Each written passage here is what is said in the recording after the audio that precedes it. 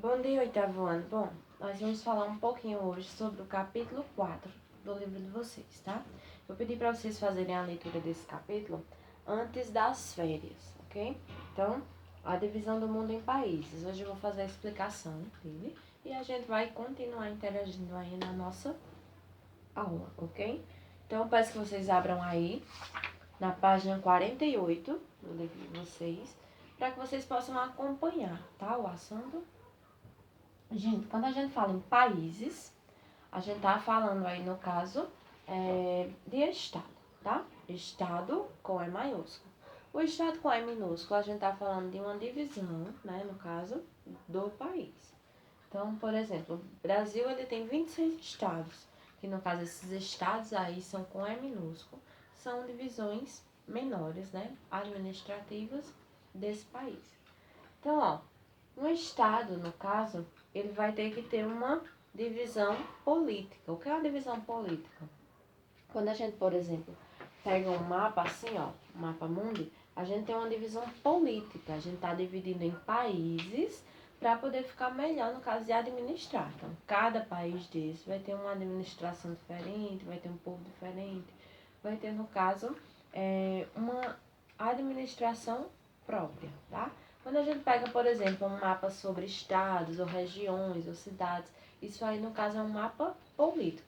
É diferente do que a gente está falando, do que a gente entende por política. A gente não está falando de presidente, governador, prefeito, vereador e assim por diante. A gente está falando de uma divisão administrativa, tá? Divisão política. Então, ó, todo país ele precisa ter um governo, tá? No caso, o governo do nosso país, o Brasil, ele é um governo presidencialista, porque a gente, no caso, tem uma democracia, tá certo? O que é a democracia, professora? É um governo que é eleito pelo povo. Então, o povo é quem elege o governante, tá certo? Através do voto. Então, como aqui no Brasil, por exemplo, a gente tem democracia, o nosso governo ele é presidencialista, tá? Então, ó, todo país ele também precisa ter um território. O que é um território? No caso, vai ser um espaço, né, que o povo ele vai ocupar e, no caso, vai ter que ter aí um dono. No caso do Brasil, o povo, o povo brasileiro é o dono do país, tá certo? Quem manda no país. Mas a gente precisa, no caso, ter um governo para, no caso, regulamentar aí as leis, né, e tudo mais. Então, a soberania, gente, é quando esse país ele vai ter aí um domínio real e efetivo. Por exemplo, um país que não depende de outro, ele vai ser um estado soberano, tá certo?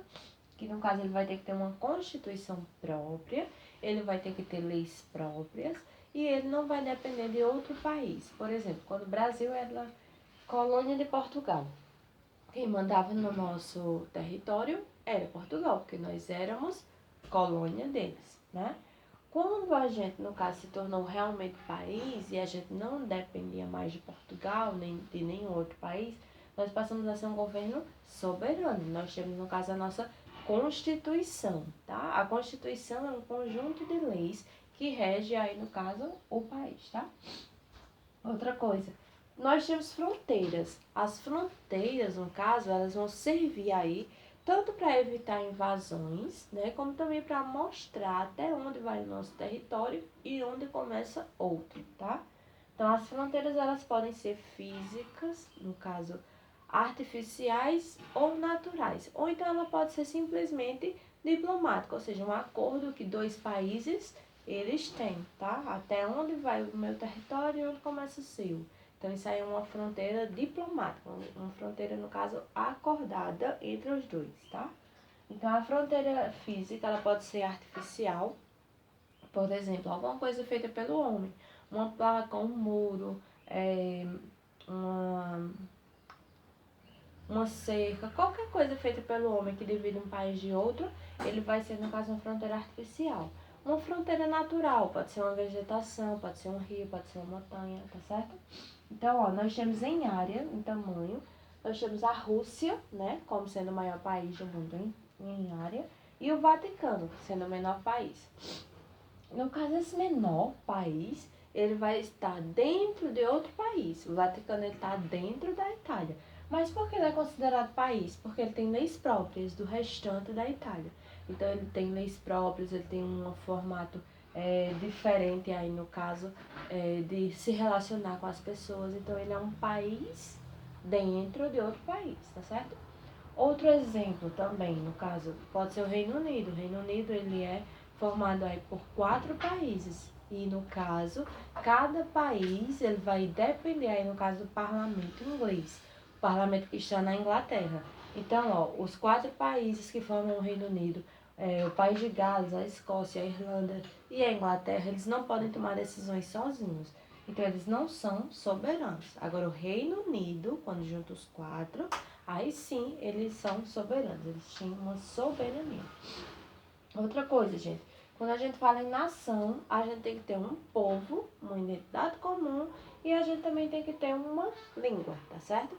Um povo, por exemplo, quando se juntam várias pessoas, né, em um local e elas querem, no caso, convivem juntas, elas são, no caso, um povo. Elas têm também uma identidade comum, ou seja, a mesma cultura, a mesma forma de conviver, a mesma forma de se relacionar. Por exemplo, nós aqui no Brasil, nós somos um povo brasileiro, né? Nós vivemos no Brasil e consideramos, no caso, nos consideramos de dentro desse país como uma identidade comum, ou seja, nós temos a mesma cultura. Vamos supor, nós somos um país monogâmico, ou seja, só pode casar com uma pessoa, né? Então, pela lei, nós só podemos casar oficialmente, judicialmente, com uma pessoa.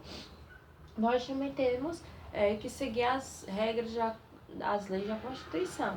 Então, temos regras e leis para serem cumpridas. Caso descumpra, a gente sofre, no caso aí, punições, tá certo?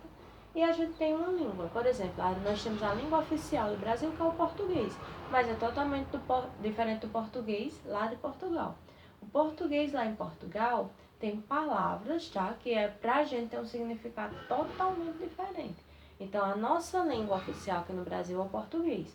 Mas, se a gente falar o português que a gente fala aqui no Brasil, lá em Portugal, nós estamos falando uma variedade, uma variação da língua de lá. Então, o português, apesar de ser, no caso, vindo lá de Portugal, né, a gente começou a traduzir outras palavras de forma diferente por causa das nossas contribuições. A gente teve contribuições aí de vários povos africanos, né, povos que vieram aí, outros povos que vieram da Europa. Então a gente foi, no caso, trazendo contribuições diferentes para a nossa língua.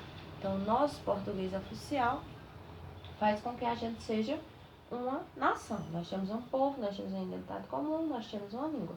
Nós somos um Estado soberano, então nós somos, portanto, um Estado nacional. Há estados, tá, que não tem, no caso, uma só nação. Tem várias nações dentro dele. Por exemplo, alguns países da África, do continente africano, eles têm, no caso, aí, várias nações dentro dele. Então, eles não são um Estado nacional. Ele é apenas um Estado que possui várias nações, ok? Outra coisa, a gente vai ter aí a organização política e jurídica. A organização política e jurídica, no caso, vai ser, vocês vão ver aí na página 50, ó. No caso, ela vai ser quando o governo tem poder, né?